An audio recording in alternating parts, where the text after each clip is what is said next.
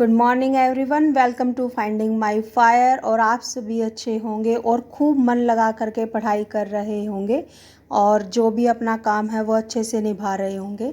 और इसी थॉट के साथ स्टार्ट करते हैं day 7 of my study vlog. और इसमें मैं आप लोगों को दिखाने वाली हूँ आज का दिन मेरा कैसा रहा और क्या क्या मैंने किया।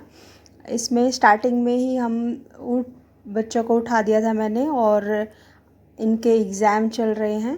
तो मॉर्निंग में जैसे ये बाहर आते हैं तो हमने देखा कि प्लांट्स जो है बहुत ज़्यादा सूख गए थे, क्योंकि गर्मी आजकल बहुत ज़्यादा होती है। तो मतलब अगर हम सुबह पानी देते हैं तो शाम तक बिल्कुल ऐसे हो जाते हैं कि इनको पानी ही नहीं है। और बहुत सारे प्लांट तो मेरे ऐसे डेड हो गए हैं ना, मुझे बहुत बुरा फील होता है। एक प्लांट का तो ऐसा हुआ कि जैसे मैंने सुबह देखा उसका बहुत अच्छा था, बट अगले नेक्स्ट मॉर्निंग में उसको देखती हूँ तो उसके पत्ते इतने ज़्यादा मतलब धूप में सूख गए थे ना, बिल्कुल मतलब मैं बता नहीं सकती, मुझे इतना गंदा फील हुआ उसको देख करके। फिर मैंने उसको इनसाइड जो है शिफ्ट कर दिया है, देखते हैं अब वो प्लांट कैसा रहेगा। और मैंने बच्चों से यहाँ से पानी दिलवाया हर एक प्लांट में, और बच्चे भी काफ़ी इन्जॉय करते हैं इस एक्टिविटी को, क्योंकि पानी के साथ खेलना तो सभी को पसंद होता है। चाइल्डहुड में हमने भी काफ़ी खेला है। तो अब मैं यहाँ पर आ गई हूँ अपनी चाय बनाने के लिए। देखो, मैं अपनी चाय वगैरह कब बनाती हूँ, जब मैं बच्चों को स्कूल भेज चुकी होती हूँ तो उसके बाद चाय जो है स्टार्ट करती हूँ मैं अपना पीना, और थोड़ा सा टाइम अपने लिए बचा के रखती हूँ। ये 7 साढ़े 7 बजे के आसपास मैं फ्री हो जाती हूँ। अब मैं चाय पीऊँगी और फिर जो है अपने डेली के काम में लग जाऊँगी। और चाय का तो सबको पता है, इतना मतलब एक दवाई की तरह ही होता है। बिना चाय के तो मॉर्निंग ही नहीं होती, मेरी भी नहीं होती। और पता नहीं एडिक्टेड हो चुके हैं, बिल्कुल चाय ही चाहिए सबसे पहले तो। सारी थकावट यही मिटा सकती है, सारी मर्ज़ की दवा। हरियाणा में तो बिल्कुल चाय का इतना इतना बोलबाला है ना कि आपको तो यह पता ही होगा, शाम की 4 बजे की चाय कितनी ज़्यादा मतलब मैं तो अपने गांव से लेकर के और अब तक की जर्नी में 4 बजे की जो चाय होती है ना, मैंने हर जगह देखी है। कहीं भी चली जाऊं 4 बजे की चाय तो मुझे लगता है हरियाणा में स्पेशल है कि 4 बजते ही घंटी बज जाती है, सबकी की चाय मिलनी चाहिए। तो यहाँ पे चाय का एंजॉय करते हुए और फिर उसके बाद मैं आ गई हूँ थोड़ा सा काम करने के बाद अपनी फ़र्स्ट स्टडी स्लॉट में, जिसमें मैं करने वाली हूँ यहाँ पे हरियाणा जीके। और हरियाणा जीके में ज्योग्राफी स्टार्ट किया मैंने दोबारा, और इसके मैं फर्स्ट 2 चैप्टर मैं कंप्लीट कर चुकी हूँ इस फर्स्ट स्टडी ब्लॉक के अंदर, जिसमें हरियाणा के बारे में है कि मतलब इसकी जलवायु के बारे में है, हरियाणा की स्थिति के बारे में है कि इसका क्षेत्रफल है इंडिया से रिलेटेड कितना है, कौन कौन सी ऋतुएं हैं वहाँ पे, टेम्परेचर क्या क्या है, मतलब जैसे गर्मी की ऋतु कब से कब तक मानी जाती है, शीत ऋतु कब से कब तक है, और वर्षा ऋतु कब से कब तक है, और टेम्परेचर की बात होती है। बहुत ही मतलब इम्पोर्टेंट चैप्टर है ये, इसमें से क्वेश्चन आता ही आता है। तो मैं इसको बहुत ध्यान से पढ़ रही थी, और मतलब जो फर्स्ट चैप्टर है वो तो बहुत ज़्यादा इम्पोर्टेंट है, उसमें से क्वेश्चन आता ही आता है। तो सेकंड में भी मैंने काफ़ी अच्छे से रिवाइज़ किया उसको, जलवायु वगैरह के बारे में। फिर मैंने थर्ड पढ़ा, मतलब मैं यहाँ पे कंप्लीट कर चुकी हूँ। अभी फर्स्ट स्टडी स्लॉट में मैंने 2 ही चैप्टर को कंप्लीट किया है, और फिर उसके बाद जो है मैं अपना घर का काम करूँगी। और जो फिर अपना नेक्स्ट मैंने डिसाइड किया कि मैं मैथ में पीछे रह गई हूँ, तो मैं मैथ आज कंप्लीट करूँगी अपना, क्योंकि सर ने टाइम एंड वर्क भी दे दिया है, पाइप एंड सिस्टम भी सर ने कंप्लीट कर दिया, बट मैंने अभी तक टाइम एंड वर्क के कुछ क्वेश्चन मेरे रहते हैं, उसको पहले मैं कंप्लीट करूँगी, उसके बाद मैं करूँगी पाइप एंड सिस्टम वाला टॉपिक। और जैसे अगर उनमें डाउट होते हैं तो मैं क्या क्या करती हूँ, या तो चैट जीपीटी से निकाल लेती हूँ क्वेश्चंस के आंसर। मैं आपको भी कभी इस वीडियो में दिखाऊंगी कि कैसे सॉल्व करते हैं, कैसे हेल्प लेती हूँ मैं चैट जीपीटी की। और या फिर मैं अपनी फ्रेंड से डिस्कस कर लेती हूँ, वो मुझे मोबाइल से मतलब हम वीडियो कॉल वगैरह करके और उसको डिस्कस कर लेते हैं। आजकल तो इतनी हैबिट हो चुकी है कि सुनने से ही समझ में आ जाता है कि क्वेश्चन क्या है और कैसे क्या करना है।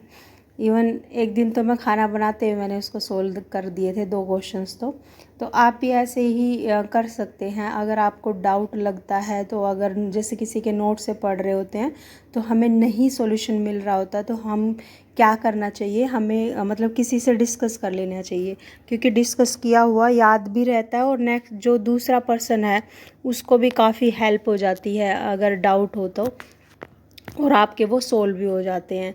यही चीज़ होती है, ये बेनिफिट भी होता है, दोनों तरफ से बेनिफिट हो जाता है इस चीज़ का कि आपकी फ्रेंड को भी वो क्वेश्चन आ जाता है और आपको भी आ जाता है। तो मैं तो बेसिकली यही रहता है हम लोगों का। और साथ में ही मैं बहुत सारे जैसे अगर मैंने जैसे हरियाणा जीके की है तो हम रात को भी कुछ टॉपिक उठा के रख लेते हैं और उसको फिर फ़ोन से एक दूसरे को समझा देते हैं। तो ये ग्रुप स्टडी हो जाती है, लॉन्ग डिस्टेंस ग्रुप स्टडी।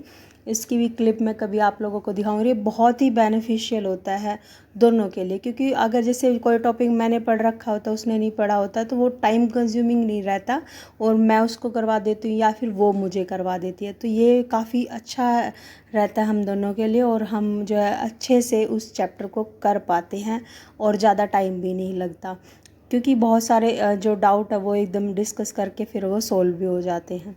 तो काफ़ी अच्छा है, आप भी ये ट्रिक अपना सकते हैं अपने फ्रेंड्स के साथ, या कोई भाई है बहन है जिसके साथ आप स्टडी करना चाहो तो ये ट्रिक काफ़ी मस्त रहती है और ये दोनों तरफ से बेनिफिशियल रहेगी। और डाटा का तो कोई चक्कर होता ही नहीं आजकल की, मतलब काफ़ी सही है प्राइस वगैरह डाटा के, तो वो यूज़ करना काफ़ी बेनिफिट है। क्यों ना हम सोशल मीडिया का यूज़ अच्छे से करें, तो ये अच्छे से करने का यही रहता है हम दोनों का। तो आप भी इस ट्रिक को अपना सकते हैं और जो है काफ़ी अच्छे रिज़ल्ट आप लोगों को मिलेंगे। और अगर आप ग्रुप स्टडी करते हैं तो उसका तो बहुत ज़्यादा बेनिफिट होता है, क्योंकि आप कंपटीशन में रहते हैं कि हाँ उसने ये चैप्टर कर लिया मैं पीछे हूँ, या मैंने कर लिया उसने नहीं किया है। तो उस चीज़ से थोड़ा सा यूँ लगता है कि हाँ मुझे भी कर लेना चाहिए, मैं पीछे रह गई हूँ, मैंने आज ये नहीं किया उसने कर लिया, या वो सोचती है कि उसने कर लिया मैंने नहीं किया। तो ये चीज़ काफ़ी बेनिफिशियल रहती है। अब मैं नेक्स्ट स्लॉट में आ चुकी थी, देखो मेरे बच्चों के ना एग्ज़ाम चल रहे हैं तो उनकी प्रिपरेशन करवाना भी रहता है। तो मैं यहाँ पे इसको एज ए पेपर पैटर्न में करवा के दिखा रही थी कि हाँ बताओ मुझे ये क्या होता है, ये क्या होता है। अभी ये छोटा ही है बट इसका सिलेबस जो है मेरी लड़की से भी ज़्यादा डबल रेट, मतलब डबल सिलेबस होता है इसका। और मुझे तो कई बार तरस भी आता है इसके ऊपर, इतने छोटे से बच्चे को भी इतना ज़्यादा वाइड, मतलब मुझे नहीं लगता कि टीचर्स को थोड़ा ध्यान देना चाहिए इनके, या जो भी अपने पेरेंट्स हैं उनको भी ध्यान देना चाहिए कि बच्चों को मतलब उसके एज अप्रोप्रिएट सिलेबस देना चाहिए। कहीं ऐसे मतलब मुझे लगता है कई बार देख के कि मैंने अपने बच्चे को इतना बड़ा बना दिया, मतलब 10 तक उसने काउंटिंग याद की है पर उसको ये भी बता दिया गया कि what come after and what come before, मतलब एज अप्रोप्रिएट मुझे नहीं लगता कई बार सिलेबस इसका, बट फिर भी मुझे करवाना ही पड़ता है और लगता है कि ज़्यादा बड़ा हो गया एकदम से। तो 3 साल के बच्चे के लिए चलो ठीक है, हमें भी थोड़ा कोऑपरेट करना पड़ेगा और देखते हैं इससे बच्चे का क्या रहता है। अपने बच्चे पर ध्यान दीजिए कि उसको क्या करवाया जा रहा है और ज़्यादा मतलब कंपटीशन में मत लेके आए। मतलब मेरी राय तो यही है कि देखो रेस का घोड़ा मत बनाइए उसको, मतलब बच्चे के अकॉर्डिंग ही सिलेबस हो तो काफ़ी अच्छा रहता है, तो ताकि वो मस्ती भी कर सके। एटलीस्ट फर्स्ट ईयर में जब बच्चा जाता है तो मेरे अकॉर्डिंग ऐसा है कि वो सिर्फ स्कूल जाना सीख जाए, वही सही है। अगर उससे ज़्यादा तो हम क्या ही एक्सपेक्ट कर सकते हैं बच्चों से।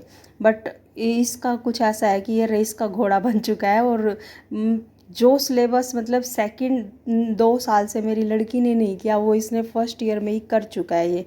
तो इतना ज़्यादा मुझे इनका सिलेबस में भी डिफरेंस लगता है।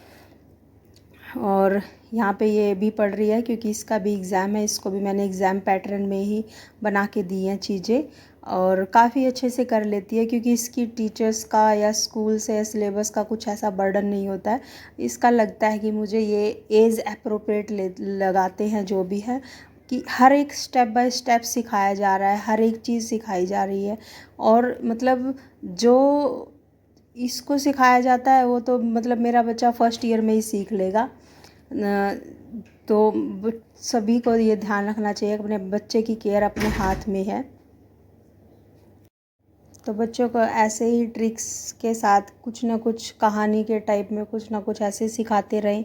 बच्चों को मैनर्स सिखाना ज़्यादा ज़रूरी है, क्योंकि ABCD तो वो सीख ही लेंगे। तो ये चीज़ें काफ़ी बेनिफिशियल रहती है अगर आप अपने बच्चों के साथ मतलब एक गेम की तरह खेलते हैं। तो यहाँ पे इसको मैं भी सिखा रही थी ओड वन आउट कैसे होते हैं, और ओड वन आउट भी बच्चे को करवा। अब मैं आ गई हूँ अपने फर्स्ट स्टडी स्लॉट में। इसमें मैं आप लोगों को दिखा रही हूँ कि यहाँ पे टाइम हुआ है 3:44 और मैं अब करूँगी अपने टाइम एंड वर्क और पाइप एंड सिस्टम के टॉपिक। देखो मैं इसकी रील मतलब क्लिप नहीं बना पाऊँगी, क्योंकि ये जो है मैं मैथ करती हूँ तो अपने मोबाइल के नोट से ही कर रही हूँ, क्योंकि SS भारती के जो नोट्स मेरे पास है उसमें ये वाला चैप्टर नहीं है, क्योंकि वो 3 पार्ट्स में आता है। तो एक ही पार्ट है मेरे पास उसका, और जो ये जब मैं करूँगी मैथ तो मैं लगाने वाली हूँ अपनी मोबाइल से। तो अगर मोबाइल से लगा रही हूँ तो मैं आपको शो अप नहीं कर पाऊँगी कि मैंने कैसे किया।